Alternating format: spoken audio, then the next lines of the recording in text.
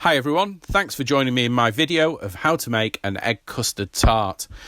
I'm going to be using the blind baked pastry case that I made in one of my earlier videos, so make sure to check that out. The whole point of this is A, to show you how to make something delicious, but B, to show you that the pastry case that I blind baked is completely waterproof and it will stay crisp and give you a really fantastic result. So I'm just starting off with 3 medium eggs, 3 medium egg yolks and 75 grams of white caster sugar in a bowl, and just give them a quick whisk just to mix it up. Next thing that I'm going to add is 500 ml of double cream that I've boiled in the microwave just while I was basically whisking the eggs together. Pour the hot double cream in really slowly, so you can see, just add it bit by bit. What this will do is it will bring the mixture up to sort of around 50 degrees or so, maybe a bit cooler. So it'll give your egg custard tart a head start in the oven, which means it won't be in there too long and it reduces the chance of it scrambling. And we don't want it to turn into a souffle in the oven either. So we're going to bake this really slowly. The oven is on as well with a hot stone in there. Posh word for a stone cutting board that I bought cheap. If you watch my blind bake video, you'll see how I use that quite a lot in baking too. So the oven is pre-warming at 130 degrees C fan, so it's really low and we want to cook this slowly. So what I'm going to do is I'm going to sieve it back into the jug, and the sieve will just catch any bits of egg or any lumps in there, any bits of cream that haven't quite, dissolved. And here you can see I've got an oven I've got a fancy sliding shelf, but it doesn't matter if you haven't. So just pull your shelf out. I've got my baking tray and I've got my blind baked pastry case on there. And what I'm going to do now is I'm going to pour in really slowly my egg, sugar and cream mix, and that's all an egg custard tart is. It's a really simple recipe.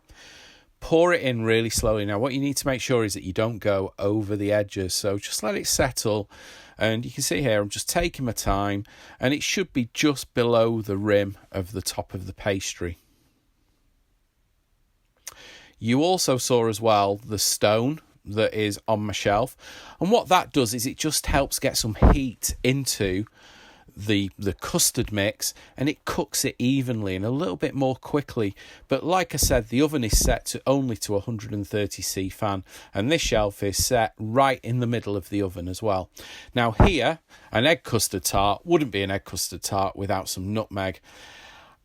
You want, and I know it sounds a lot, 2 whole nutmeg finely grated on top, and it'll give you a really delicious thick crust on the top. And trust me, it's well worth doing this, as you'll see at the end. It adds flavour and it just really spices it up. So you can see the nutmeg literally just floats on top of the custard. It won't sink, and it'll give you a really nice look to the tart as well when you slice it later on. Next thing is slide it in very slowly and gently. And what we don't want to happen is the custard to kind of wallow over the side of the pastry, and it'll ruin the look of it, and it could also stick the pastry to your tart tin. So you can see I'm just very slowly pushing it in, and you can see the stone board underneath the baking tray. So the oven is set to 130 degrees C fan. And you want to bake this, it's around 25 minutes. Now, when you're baking a tart like this, you can open the door and you can check it. Now, what we're looking for, there's 2 ways of testing when this is ready. First thing is a wobble, and you can see there I'm tapping it, and you can see the centre wobbling. It looks a bit like a jelly. So as long as it looks set and there is a slight wobble when you hit it, it's probably done. Now, the really accurate way of telling if it's done is using a temperature probe, and you can see here, and all I'm going to do is just gently push it into the centre of the custard, and as long as it's somewhere between 72 and 75 degrees C, that will give you the perfect, smooth, set custard. Egg sets at that temperature. So it's completely fail-safe. So there's two ways of testing there. If you haven't got the fancy thermometer, then just give it a tap and look for a slight wobble. There's quite a lot of leeway in it. It's really important to let this tart go cold in the tin. So just leave it on a cooling rack, and then you can see all I've done here. I've got 3 cans, and literally the side just falls off, and now you can see how beautiful that pastry looks.